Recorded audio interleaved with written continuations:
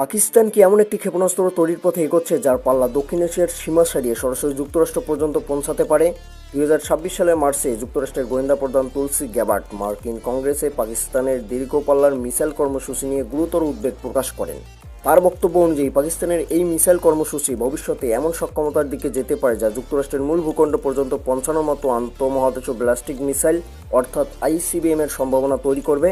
আর যদি পাকিস্তান এটি করে থাকে তাহলে তাদের হাতের সেই প্রযুক্তির ভিত্তি কতটা শক্তিশালী।